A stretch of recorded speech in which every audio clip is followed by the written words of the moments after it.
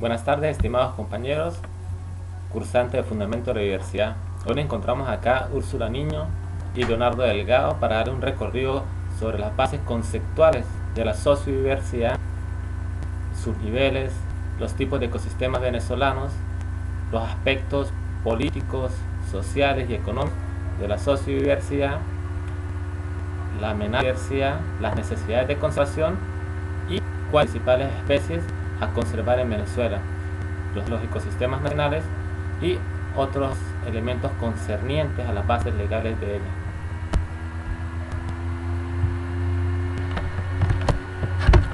Sociodiversidad.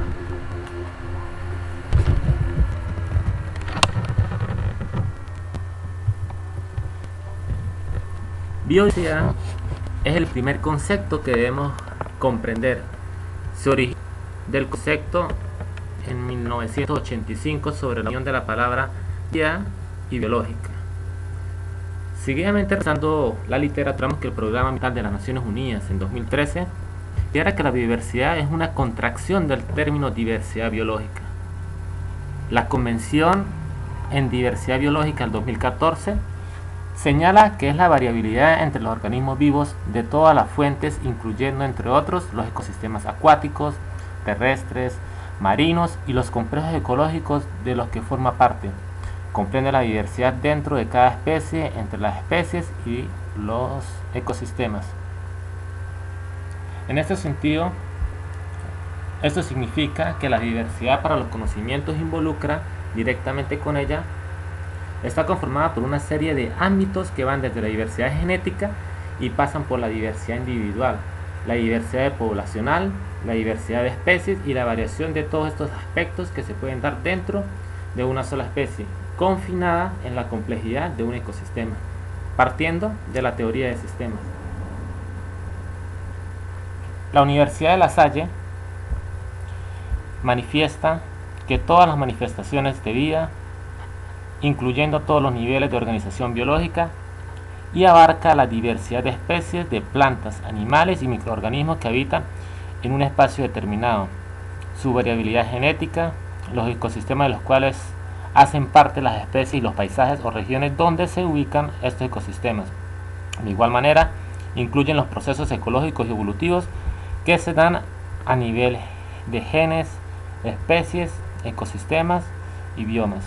Pues encontramos que el sistema Tierra está conformado por sistemas terrestres y sistemas acuáticos, y dentro de estos ecosistemas hay una gran variabilidad de organismos vivos y de factores inanimados o abióticos que se encuentran interactuando constantemente y son interdependientes, pero que también esas sinergias que se crean van haciendo lo que es el recorrido de las cadenas tróficas, del aprovechamiento de la energía, del reciclaje de los elementos naturales, o mejor conocidos como los ciclos biogeoquímicos. A toda esta diversidad es lo que llamamos biodiversidad. También es un sinónimo de vida en la Tierra, en tanta complejidad.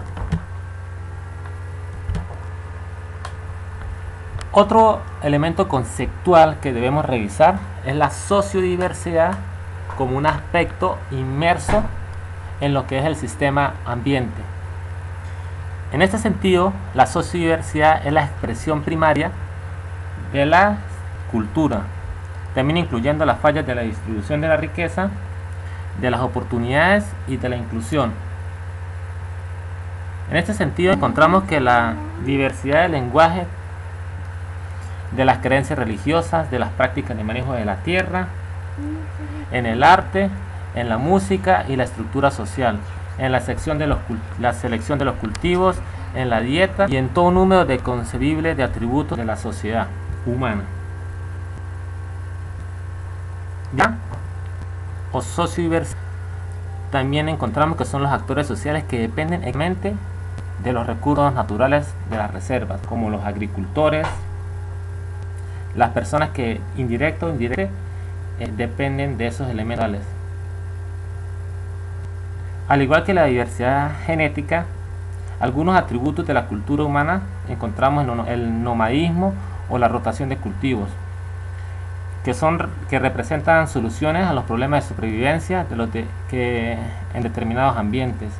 Además, al igual que otros aspectos de la diversidad de cultura ayuda a las personas a adaptarse a la variación de ese entorno, y esto se debe a la evolución que ha tenido el ser humano y a la domesticación de las especies cultivadas o los animales. Y esto ha permitido pues que el ser humano se vaya adaptando y modificando los sistemas ecológicos. Este marco conceptual juega un rol importante a la hora de establecer estrategias de conservación de los elementos naturales, puesto que para las personas que están vinculadas directamente con ellos, tiene un valor mayor que con otras personas que no dependen directamente de las reservas naturales. Por lo tanto, la sociodiversidad es enriquecida por la diversidad y la sociodiversidad.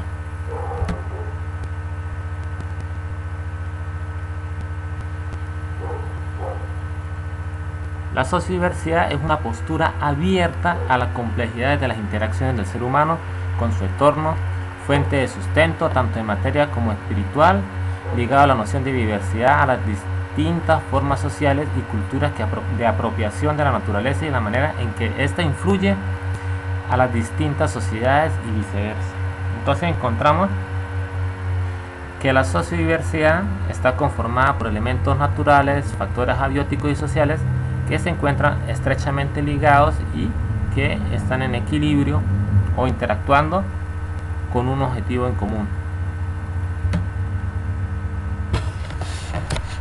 Los niveles de biodiversidad encontramos tres. El primero, que es la diversidad ecológica, el segundo, que es la diversidad genética, y el tercero, que es la diversidad organísmica. En el primero encontramos el de los genes, que constituyen las bases moleculares de la herencia y de las especies, que son conjuntos de organismos afines capaces de reproducirse entre sí. Y en el último encontramos el de los ecosistemas, que son complejos funcionales formados por los organismos y el medio físico en el que habitan. A partir de las anteriores definiciones, se colige que el manejo o la gestión de la diversidad requiere mediciones, y estas son posibles cuando se asignan un valor cuantitativo, cuyos valores se pueden comparar. Por tanto, es necesario tratar de desentrañar algunos de los elementos que componen la biodiversidad. En la actualidad, el estudio de la diversidad se ha dividido en tres ramas fundamentales, que son las que acabo de mencionar. Por tanto, la investigación en biodiversidad puede tener varias frentes. Uno de ellos es la evaluación cuantitativa de la diversidad en un ecosistema dado, más allá de la vegetación. Esto incluye microorganismos, invertebrados, aves y mamíferos, los que deben ser puestos en contexto acordes con las características del suelo y el clima de cada ecosistema. Un segundo componente de investigación se refiere al estudio de los recursos biológicos, que incluye los recursos genéticos, los organismos o parte de ellos, poblaciones o cualquier otro componente biótico de los ecosistemas de valor o utilidad real o potencial para la humanidad. Un tercer componente de investigación, según la Convención en Diversidad Biológica 2014, se dirige a la aplicación de biotecnología, entendida como toda aplicación tecnológica que utilice o modifique sistemas biológicos y organismos vivos o sus derivados. Escobar 1998 considera una visión adicional a estas tres, y es un componente social y político en lo que tiene que ver con la discusión global sobre las necesidades de repensar la apropiación y la conservación de la diversidad biológica desde las perspectivas de los movimientos sociales, en particular lo que han surgido recientemente en regiones ricas en biodiversidad, como el bosque húmedo o tropical. Estas son las ventajas de comprender los niveles de la biodiversidad como un componente de investigación ambiental y social.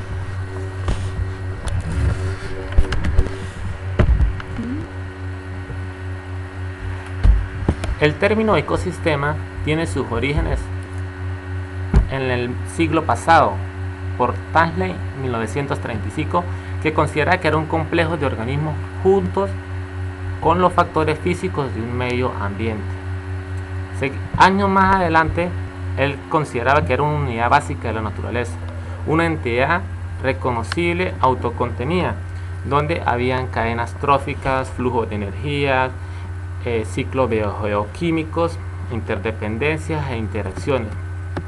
No obstante, las últimas investigaciones de Piquet, Cadenazo 2002, Chisas y Stamow 2010 y Nave 2010 consideran que este es una concepción reduccionista, y esto se debe a que han insistido en la ambigüedad de su definición y las deficiencias metodológicas en su aplicación, tanto en la investigación como en la práctica. Sobre todo señalan y cuestionan si los ecosistemas son los supraorganismos tangibles o más bien son una herramienta conceptual para el estudio de los flujos de energía, materiales e información en sistemas ecológicos. Aquí podemos observar dos concepciones: una concepción netamente de conformación de lo que es un ecosistema, ¿sí?, partiendo de la teoría de los sistemas, y otros autores que consideran que no es totalmente la descripción de lo que es en realidad, sino que es un concepto que se utiliza a nivel académico para comprender el funcionamiento del ambiente.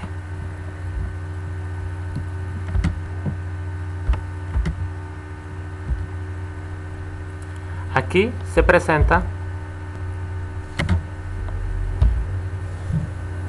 una línea de tiempo sobre las principales evoluciones y concepciones del concepto de ecosistemas desde el año 1942 hasta el 2011. Señalo el de 1971, el de Odom, quien concibe una unidad que incluye todos los organismos en un área determinada que interactúan con el ambiente físico, y por lo tanto el flujo de energía define la manera clara de la estructura trófica, la diversidad biológica y los ciclos materiales dentro del sistema o el ecosistema. El ecosistema es una unidad básica fundamental en la ecología. Esto nos lleva a repensar, plantear de que en un sistema acuático ese flujo de energía ha llevado a que se desarrollen plantas acuáticas, animales, y que haya una jerarquía en esa cadenas de tróficas, y que esas presiones ambientales hayan conllevado a que hayan peces de diferentes tamaños, de diferentes colores, con diferentes hábitos de alimentación y con propiedades o funciones diversas dentro del ecosistema marino.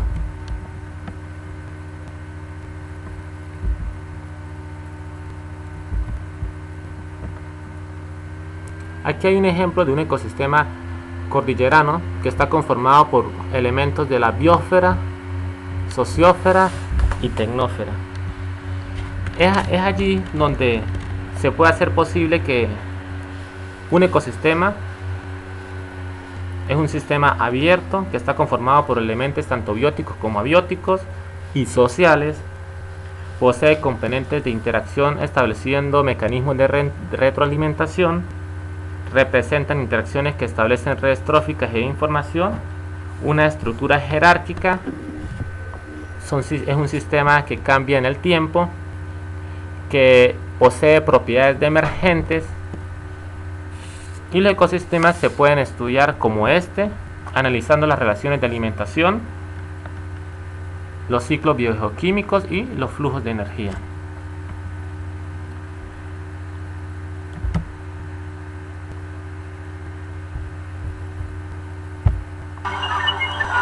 Aquí podrán observar lo que son los diversos tipos de ecosistemas de Venezuela. De montañas inexploradas y ciénagas impenetrables.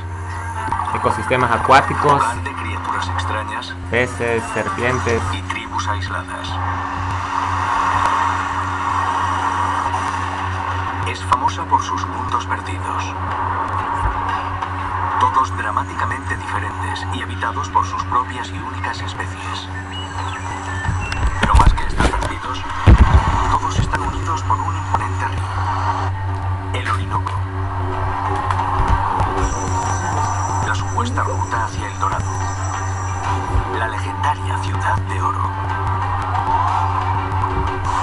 Durante siglos los tesoros de Venezuela estuvieron perdidos por rápidos infranqueables, animales peligrosos y tribus feroces. Incluso la localización de la fuente del Orinoco siguió siendo un misterio. Solo ahora, estos misteriosos secretos son revelados.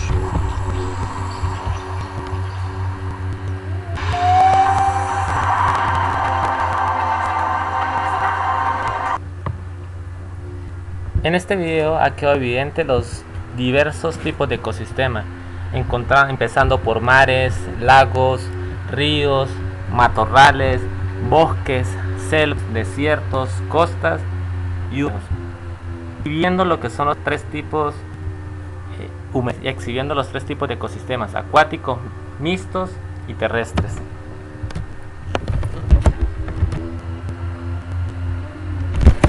Actualmente una cultura de la sociodiversidad donde la biodiversidad está siendo apoderada por patentes de transgénicos, donde los cultivos están siendo mejorados genéticamente, como los transgénicos, híbridos más afines, clonaciones, biotecnologías de laboratorio.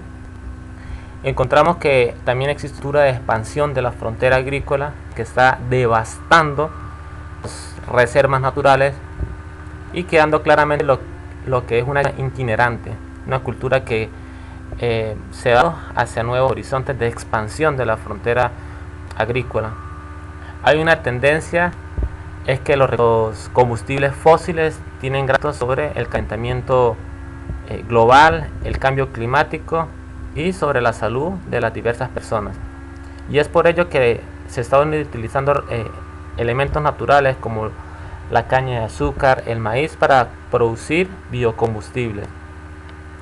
También es cierto que hay un uso indiscriminado de agrotóxicos, hay una tendencia agrícola a los monocultivos, a la homogeneidad genética o biodiversidad, agrobiodiversidad. Hay un uso irracional de los elementos naturales, aun cuando hay legislaciones que indican que los recursos naturales son elementos no renovables. Todavía gran cantidad de personas riega sus cultivos de manera irracional, donde talan los árboles, donde se contaminan aguas, se acidifican los suelos y otras actividades. También la biodiversidad está asignada para la producción de alimentos y fibra, como bancos de reservas genéticas, como los túneles que hay enterrados en la Antártida. También se utilizan plantas acuáticas para su purificación. Se utilizan como cultivos de cobertura para la regulación de la erosión. La tendencia hoy: ciudades verdes, paredes verdes, techos, plazas. También la biodiversidad hoy es un elemento indispensable para la mitigación y adaptación del cambio climático. Tienen un valor espiritual y religioso, como la palma de Sea.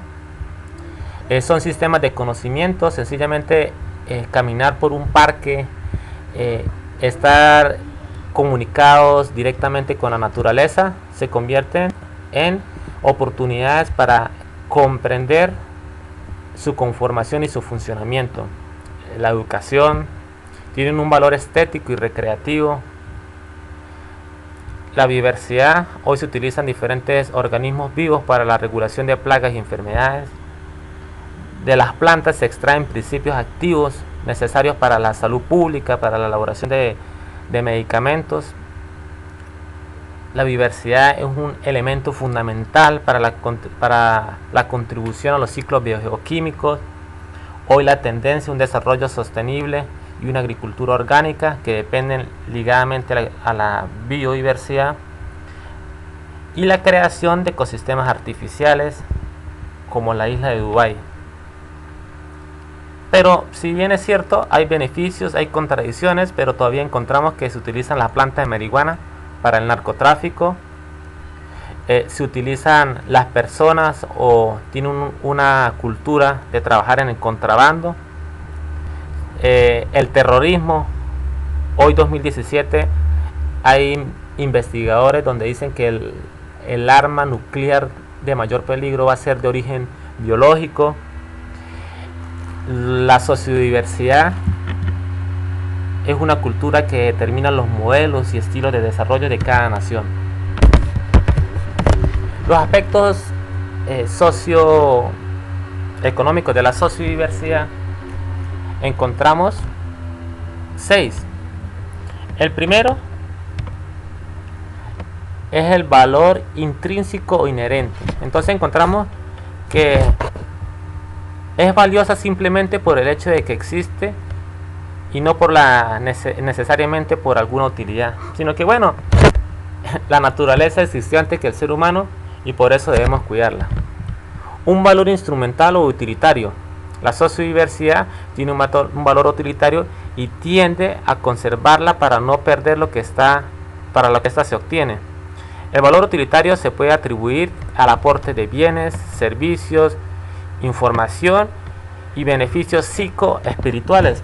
Entonces, un ejemplo de esto es una persona que cultiva fresas, que siembra bosques y entonces sencillamente conserva estos bosques no porque representan algo primordial para la vida, sino es porque le da un beneficio a él. También la sociodiversidad da un valor directo, un valor de uso de consumo y un valor de uso productivo. Entonces encontramos que un valor de consumo es que se utiliza la leña para las estufas, se utilizan ciertos elementos como insumos, abonos, pero también un valor de uso productivo, que es todo lo que egresan de estos sistemas agroecológicos. Y un valor indirecto, que es un servicio ambiental que se nos deriva del consumo de productos, por lo menos lo que compramos directamente, que sale del campo, verduras, frutas, todos los demás derivados. También la sociodiversidad tiene un valor de opinión, que es el reflejo de la sociedad de conservar una especie de beneficio en el futuro. Entonces aquí entramos a las abejas como visitadores que juegan un importante rol a nivel mundial.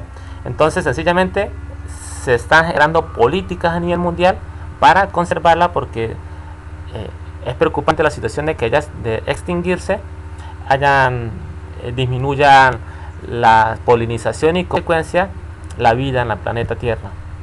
También viene un valor existencial, que es la valoración o respeto por la vida de otros seres vivos. Entonces esto nos lleva a replantear de que sencillamente, bueno, cuidamos a un perrito porque él también es un ser vivo y merece un lado. En los años 1987 y 1970, los principales economistas parecían estar convencidos de que la escasez de recursos naturales no representaban un obstáculo para el crecimiento económico sostenido. Sin embargo, durante la década de los 60, los problemas de contaminación ambiental y el agotamiento de los recursos naturales se hicieron patentes, ocasionando que los ecosistemas retomaran la idea económica central, la escasez de los recursos, incluyendo los naturales, y la relación de la variedad de fines. Es por ello que existen varias maneras de explicar el origen económico del agotamiento de la diversidad y la inexistencia del uso de recursos naturales. La más sencilla consiste en establecer la diferencia entre valor privado y social, la cual se da por lo que se conoce como las fallas de mercado. Los mercados tienen fallas estructurales que hacen que los bienes y servicios mentales no valgan lo mismo para las personas como individuos, que es lo que valen para la sociedad en su conjunto. Esto sucede en ambos sentidos. En ocasiones las acciones de un individuo valen menos para él de lo que vale para la sociedad, y otras las acciones de un individuo valen más para él de lo que vale para la sociedad. Es por ello que surgen lo que llamamos externalidades positivas y externalidades negativas. Para ejemplificar, una externalidad negativa es la siguiente: el costo en que incurre un empresario para realizar la producción de acero incluye el costo de materia prima, mano de obra, combustible. Sin embargo, para la sociedad el costo de esta producción incluye además lo que significa no utilizar estos recursos en producción alguna de otros, y de la contaminación del río donde la empresa descarga sus aguas residuales. Por lo tanto, en este caso el costo social de la producción del mismo es mayor privado. El caso de la persona que posee un predio arbóreo río arriba es un ejemplo de externalidad positiva. Para esta persona el valor de su predio es lo que puede obtener en el mercado de bienes y productos derivados de este, que pueden ser madera o no maderables. Sin embargo, hay muchos otros bienes y servicios que se derivan del predio arbolado, que el propietario no puede vender en el mercado y que tiene un valor social, como lo es la captura de carbono y la recarga de mantos acuíferos, entre otros. Este es el caso social donde es mayor el valor privado.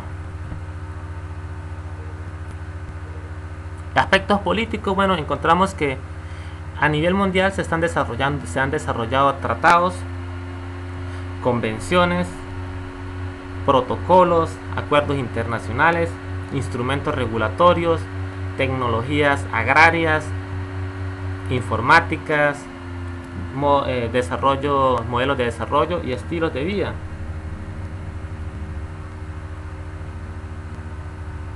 Y todo ello, pues el más reciente, lo que es el Acuerdo de París sobre el cambio climático, donde, bueno, todas las personas o todos los países firmantes, excepto Estados Unidos, que esta semana se retiró de ese convenio, pues están comprometidos en la conservación de la sociodiversidad con el objetivo de evitar de que la temperatura suba más de 3 grados para final de siglo. Estos son ejemplos de políticas a nivel mundial. También encontramos de que los acuerdos multilaterales ambientales, incluyendo los convenios del cambio climático y la diversidad biológica, la Convención de las Naciones Unidas contra la lucha de la desertificación y la sequía, los protocolos de Cartagena sobre la bioseguridad, el protocolo de Kioto, hoy reemplazado por el de la COP21, y el de Estocolmo sobre los contaminantes orgánicos persistentes. Estos son instrumentos que quizás los más controvertidos han sido la Convención del Cambio Climático y la Diversidad Biológica y sus respectivos protocolos, por sus implicaciones globales a medida de intereses y conflictos que deriven en su interior, poniendo en manifiesto las dificultades para internalizar los costos ecológicos y amalgar las políticas económicas y ambientales. Más allá de los intentos de los negociadores de algunos países para abrir las agendas hacia temas convencionales sustanciales, en la práctica estos instrumentos se establecen sobre los principios del orden pragmático, reglas de procedimiento, cuestiones de financiamiento, indicadores mesurables, las consideraciones éticas y filosóficas, las controversias políticas en torno al valor e interés que definen las alternativas de desarrollo sustentable y que no son traducibles al patrón común de la valorización económica. Son desplazados estos niveles de diplomacia internacional hacia el campo de la ecología política, donde se genera la fuerza social para la apertura de las agendas globales. Es en este plano en el que se expresan los intereses de la diversidad biológica y cultura frente a la homogeneidad del mercado y las estrategias de globalización económica. No es de sorprender que buena parte de las causas que han retardado los acuerdos y la implementación de estos mecanismos de gobernabilidad global sean las controversias en torno a la asociación con la mercantilización de los bienes naturales y la evaluación económica de los riesgos ambientales. En el fondo del debate y de eso sobre la aprobación y aplicación de estas controversias entre la racionalidad ecológica y la ética que subyace en las normas ambientales y los principios y las reglas de racionalidad económica, sus incompatibilidades no solo se expresan en la resistencia de gobiernos como los Estados Unidos y Japón a firmar y ratificar los acuerdos en esta materia. Al mismo tiempo, las organizaciones mundiales han venido generando sus propios regímenes ambientales sometidos a la supremacía de los intereses y mercados económicos, sinónimos de globalización. De esta manera, los acuerdos sobre los aspectos de derechos de propiedad intelectual relacionados con el comercio buscan legalizar los derechos de las empresas por encima de las provisiones de los derechos indígenas, campesinos, agricultores y el Tratado Internacional sobre los Recursos Genéticos para la Alimentación y la Agricultura. Todos estos elementos han llevado a ver cómo por el fracaso del protocolo de Kioto, donde los países que más generaban emisiones de gases de efecto invernadero de cambio climático o lo central era de que ellos no reducieran sus emisiones, sino que compraran bonos de carbono. Entonces los países en desarrollo o en vías de desarrollo sencillamente llegaban y le vendían a ellos ciertas áreas vegetales para que ellos los aprovecharan y fueran amortiguando esas emisiones, y no siendo el deber ser de que efectivamente la solución era que bajara la cantidad de estas emisiones. Buenas tardes, compañeros. Continuando con el video, vamos a hablar sobre las amenazas de la pérdida de la biodiversidad. Entre esas tenemos el deterioro y fragmentación del hábitat, el uso del suelo, la introducción de especies, la explotación excesiva o sobreexplotación, la contaminación, el cambio climático y la extinción de especies. Deterioro y fragmentación del hábitat.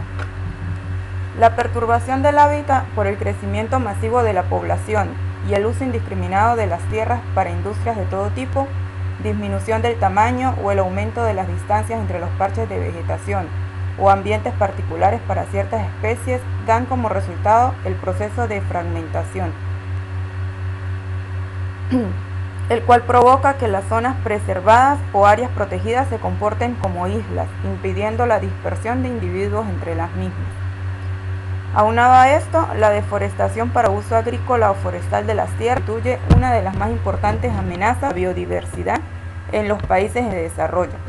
En algunos casos, los procesos de deforestación son consecuencias secundarias de proyectos de desarrollo en ambientes pristinos, asociados a la apertura de nuevos accesos y caminos. Se estima que la pérdida de bosques tropicales en los 80 fue del 1% anual. Aquí en las láminas vemos algunas imágenes sobre la eliminación con fines agropecuarios, extracción de oro sin eliminación del dosel y plantaciones de palma africana. Todo esto es en nuestro país, en Venezuela.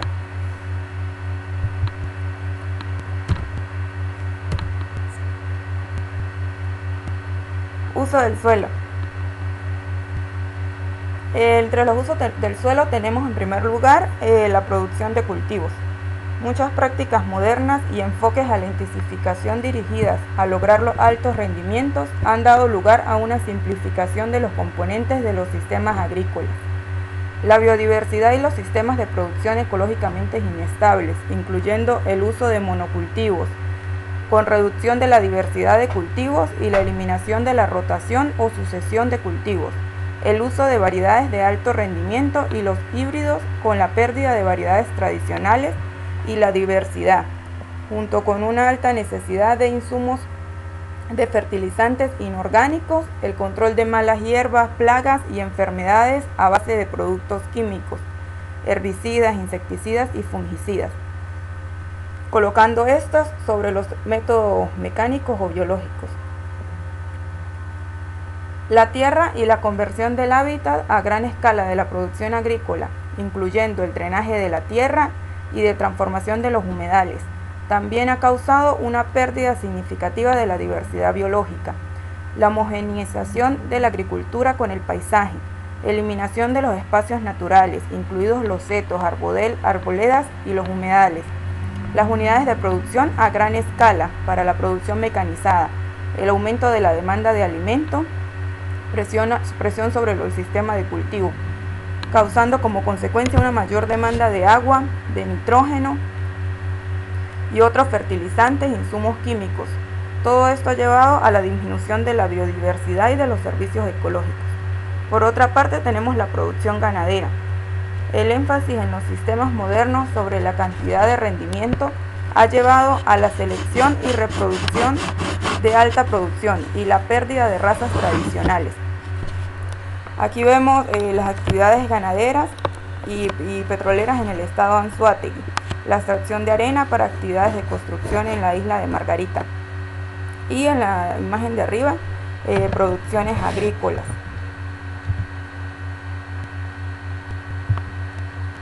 La introducción de especies. Uno de los fenómenos más espectaculares de la naturaleza es el movimiento de poblaciones de animales, entre una región a otra, esto de manera natural.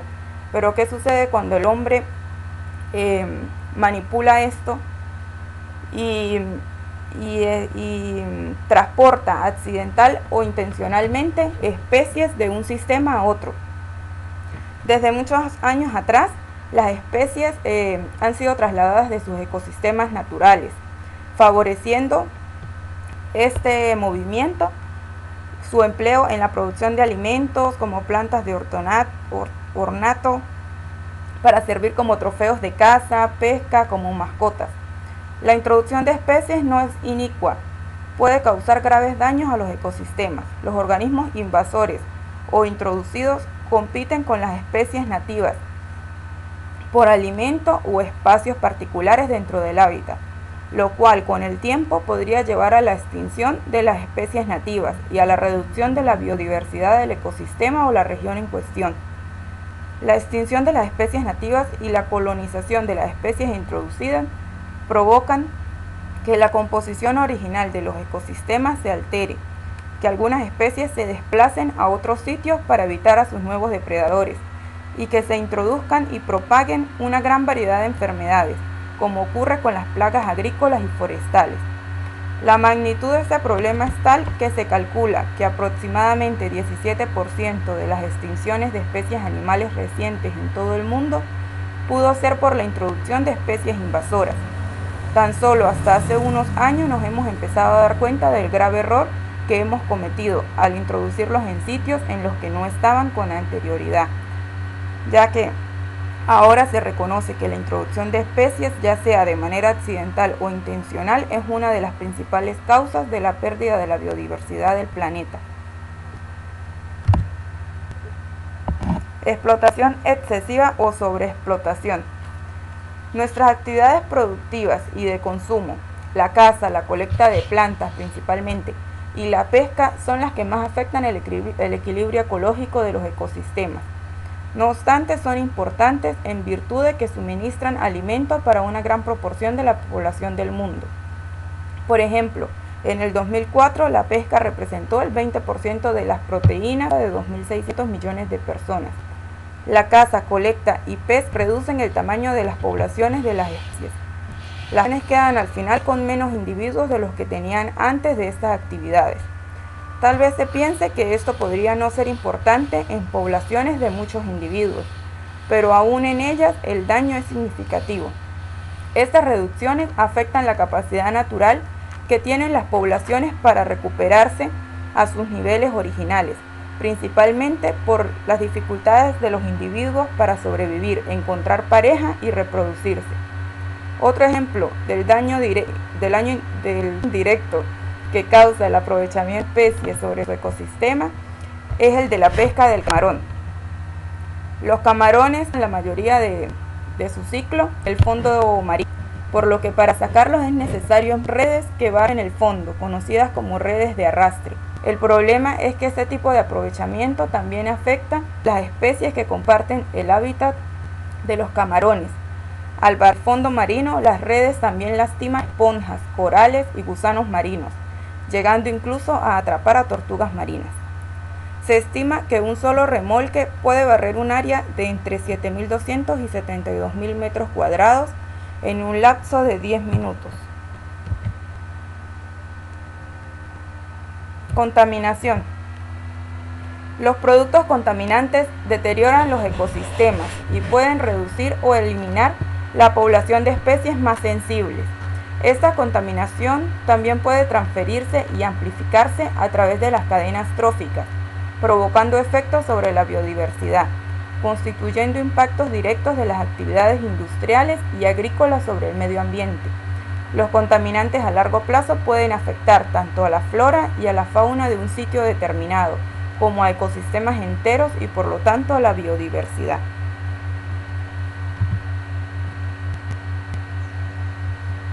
Cambio climático. La modificación del clima por el llamado efecto invernadero ha sido identificada como causa de variaciones en la biodiversidad. Las proyecciones actuales de las concentraciones de gases de efecto invernadero implican velocidades de cambio climático que exceden las variaciones naturales en el pasado geológico. y representan una amenaza particularmente inquietante para la biodiversidad de regiones boscosas. El efecto invernadero y sus rápidos cambios en la temperatura superficial terrestre, junto a otros parámetros, pueden generar amplias reorganizaciones y pérdidas de comunidades y ecosistemas. Por último, encontramos la extinción de especies. Esto representa a la vez una pérdida permanente de biodiversidad y de información genética en la que se basa la evolución. Con cada especie extinta se pierde su material genético. Todo lo anterior nos ha hecho que la idea que teníamos de que los recursos naturales del planeta son fuentes inagotables cambiara en décadas recientes. Ahora entendemos que los recursos naturales no son infinitos, a pesar de que algunos de ellos puedan tener la capacidad de recuperarse. Es decir, aquellos a los que llamábamos recursos renovables ya no lo son. ¿Cuáles son las principales causas de la extinción? ¿Es la extinción un evento común en la naturaleza? Así como la vida de cualquier organismo termina con su muerte, la de cualquier especie de planta, animal o microorganismo culmina con su extinción.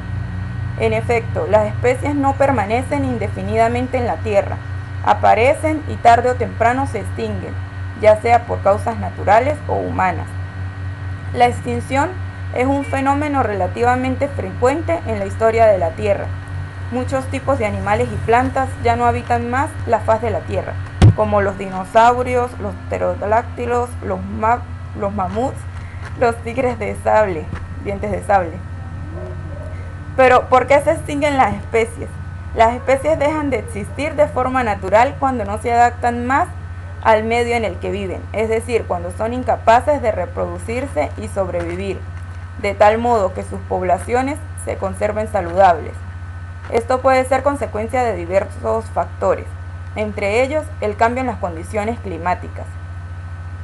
Por ejemplo, la Tierra ha pasado por épocas de climas fríos, glaciaciones, intercaladas por periodos de climas cálidos que provocaron la extinción de muchas especies no acostumbradas a oscilaciones tan importantes en el clima. Pero, ¿cuánto vive una especie? Obviamente, no podríamos decir que todas las especies se mantienen en la Tierra al mismo tiempo. Sin embargo, los científicos han estimado que en promedio su permanencia podría oscilar entre los 5 y los 10 millones de años. Los científicos se han preguntado por mucho tiempo cuáles podrían ser los fascinaron una pérdida tan significativa de biodiversidad en el pasado. Para ver la cuestión se han planteado muchas hipótesis. En la actualidad se piensa que es muy probable que sean varios los factores responsables de producir las extinciones masivas a lo largo de la historia de la Tierra. Entre las más aceptadas están los cambios climáticos, que en determinados periodos geológicos fueron relativamente severos y acompañados de un enfriamiento global repentino. Los descensos en el nivel del mar ocasionaron que los ambientes marinos cambiaran drásticamente, y la intensa actividad volcánica provocó que millones de kilómetros cúbicos de lava fluyeran hacia la corteza terrestre, incinerando vastas extensiones de terreno y liberando a la atmósfera gases de invernaderos que pudieron alterar el clima. En la actualidad, la causa principal de la pérdida de la biodiversidad es la destrucción de los ecosistemas, provocada principalmente por su transformación a campos agrícolas y potreros. Le siguen en importancia la sobreexplotación de las poblaciones para su consumo o comercio, que en muchos casos se realiza de manera ilegal, la introducción de especies exóticas y el cambio climático global. Pero, ¿qué tan rápido se están perdiendo las especies? En virtud de que son un fenómeno natural, las extinciones siempre han sido y seguirán en el futuro, aunque algunas personas utilizan este argumento para restar importancia a la grave crisis que enfrenta la biodiversidad hoy en día. Las 5 grandes extinciones que han sucedido en la Tierra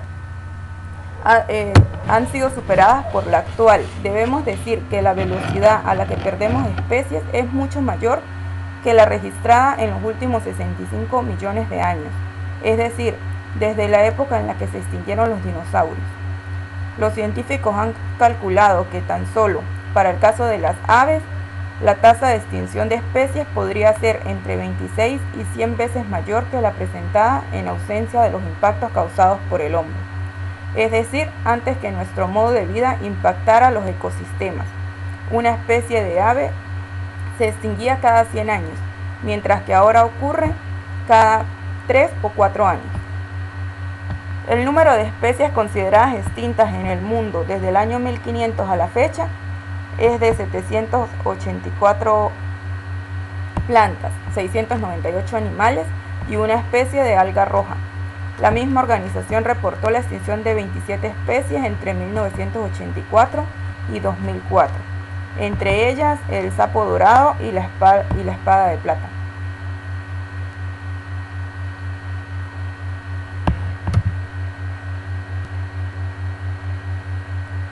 Un punto interesante en el tema de la biodiversidad es la geografía de la extinción.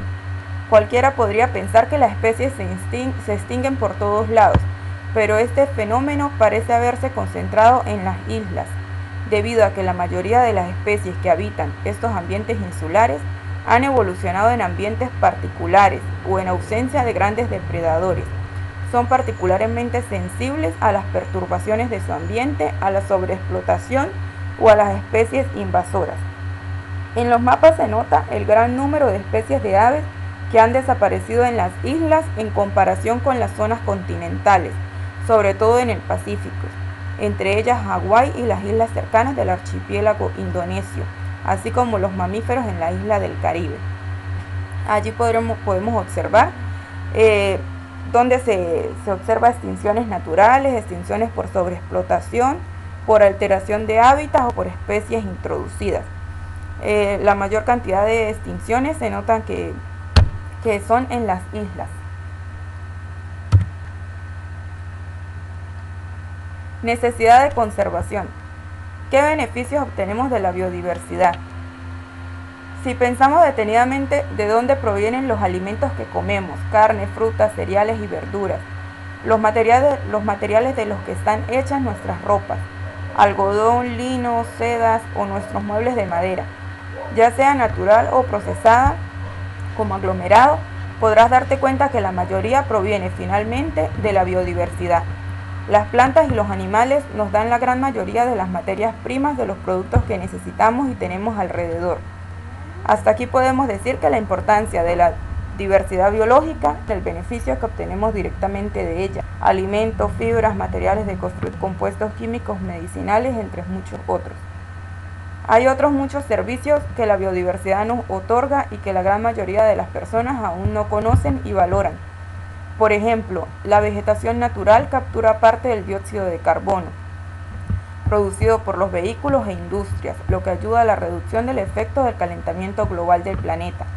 Otros ejemplos de servicios son la regulación del clima local, la captación y el mantenimiento de la calidad del agua, el control de plagas y enfermedades, la descomposición de los residuos que producimos, la formación y fertilidad de suelos y la polinización de los cultivos que realizan las abejas, mariposas, murciélagos y otros animales. Los ecosistemas nos proporcionan todos los servicios ambientales sin cobrarnos un centavo. ¿Te imaginas cuánto dinero se tiene que invertir con la tecnología que poseemos para producir, si en realidad pudiera serlo, los servicios y bienes ambientales que es de la naturaleza? Algunos investigadores han dado a calcular cuánto cuestan los servicios ambientales y sus resultados son sorprendentes. En la gráfica podemos observar el valor económico de los servicios ambientales de algunos ecosistemas. Los valores que se ofrecen son estimaciones, es decir, presentan algún grado de incertidumbre o error, por lo que no deben tomarse como exactos.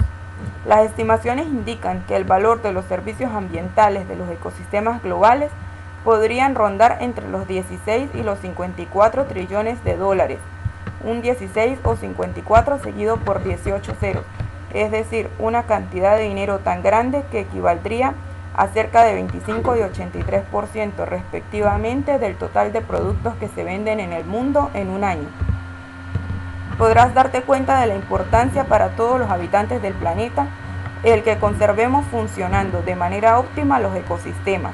De otro modo, tendremos que invertir considerables esfuerzos económicos y humanos para obtener por otros medios, cuando sea posible, los bienes y servicios de los ecosistemas. Biodiversidad en Venezuela. Venezuela es un país destacado por su diversidad biológica, siendo considerado uno de los países megadiversos del mundo. En el país, aunque comúnmente reconocidas 4 grandes regiones naturales, siendo esta la región de los Andes, la región caribeña, la región de Llanos y la región de la selva amazónica. Posee más de 30.000 especies de angiospermas, posicionando al país en el 8º lugar mundial, de las cuales más de 8.000 son endémicas. Asimismo, ocupa el 6º lugar mundial en especies de aves, contando con aproximadamente 1.418 especies, que son el 14% del total mundial, con 49 de ellas siendo endémicas. Existen 318 especies de mamíferos.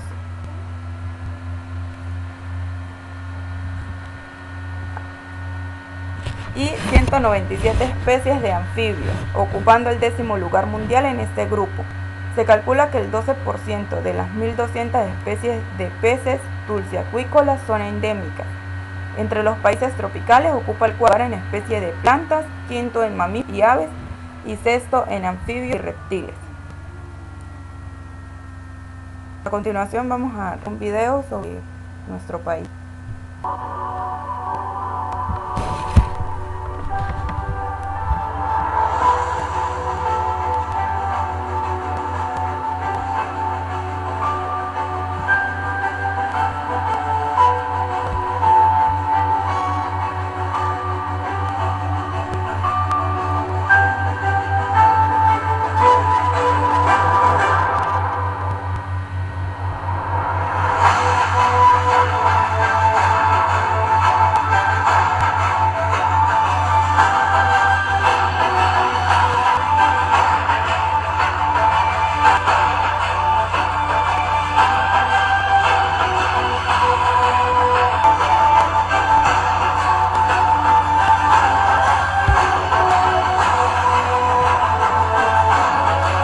Como acabamos de observar en el video, es Venezuela un país megadiverso, con innumerables riquezas, tanto naturales como sociales. En las selvas nubladas de las cordilleras de los Andes, las costas, en varias serranías, conseguimos una gran variedad de especies, entre las que destacan la cedro dulce, el jarillo, la pamate, palmas, orquídeas, faunas como el tapir, la danta, la lapa, el puma y otros. Entre las aves tenemos la guacharaca, los colibríes, las serpientes, las anacondas, las mapanares, la de coral y muchísimas ranas y arácnidos. Aquí puede observar un gráfico que refleja la posición de Venezuela entre los países megadiversos, tomando como referencia el número de especies de mamíferos. Ocupamos el 8º lugar con 351 especies. Áreas de protección con fines prioritarios de conservar la biodiversidad. En esta imagen observamos las áreas que están siendo protegidas para conservar la biodiversidad entre las parques nacionales. En el Táchira tenemos el Parque Nacional El Tamar. Animales en peligro de extinción. En Venezuela tenemos en peligros de extinción. Entre ellas se mencionan el jaguar, el oso, el cóndor, el manatí, el oso o palmero y el cardenalito. También encontramos en una situación crítica el tapir, el caimán de la costa, el caimán del Orinoco, el perro de agua, la tortuga verde, la tortuga carey, la tortuga cardón, la tortuga loro, el venado caramerudo y la cotorra cabeza amarilla.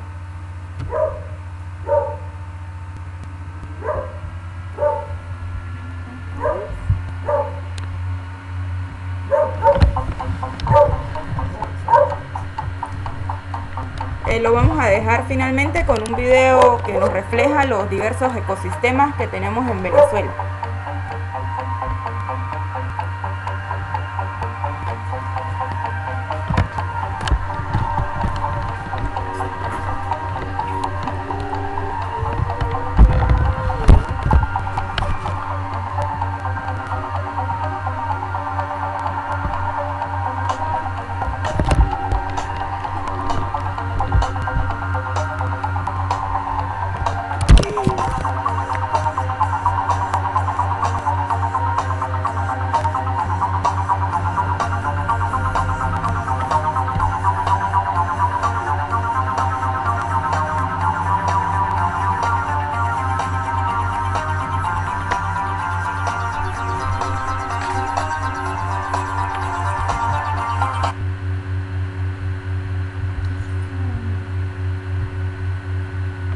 Bueno amigos, nos despedimos, espero que les guste nuestro material.